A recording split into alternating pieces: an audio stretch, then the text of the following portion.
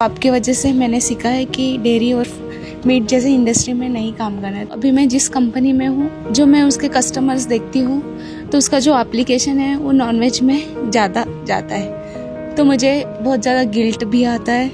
आचार्य जी, मेरी पत्नी है, मेरा पति है, वो बहुत नालायक है, वो ये है, वो शराब पीता है, वो ये करता है, मुझे मारता है, बच्चों को फोड़ देता है, ये कर देता है, वो कर देता है, मुझे सतर भी नहीं देखने देता, ऐसा है वैसा है, और घर तो चलाना ही है, ऐसा करना है। अब मैं क्या करूं?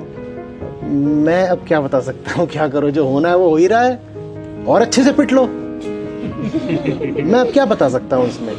जब आप इतनी बड़ी शर्तें रख के आते हो तो उसमें मेरे बोलने के लिए फिर कुछ बचता नहीं है।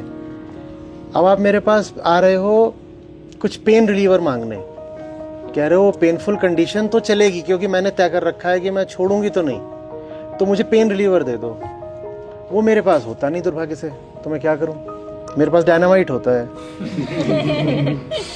आप मांगते हो पिल, मेरे पास क्या है? डायनामाइट है, हथगोला। आप मांगते हो गोली, मेरे पास है गोला। तेरा मेरा मनवा कैसे एक हो ही रहे। शर्त छोड़ सकती हूँ? मुझसे पूछ के नहीं छोड़ोगे बेटा। जब छोड़ना था ना, तो मैंने किसी से नहीं पूछा था, ना किसी को बताने गया था।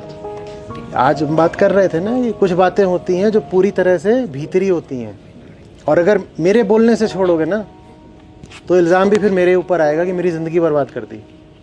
अच्छी खासी मेरी नौकरी चल रही थी, बड़ी मुश्किल से मैंने बीटेक एमटेक करा था, नौकरी पाई थी, और इन्होंने पता नहीं कौन सा माया जाल बिछाया, बाबागिरी दिखाई।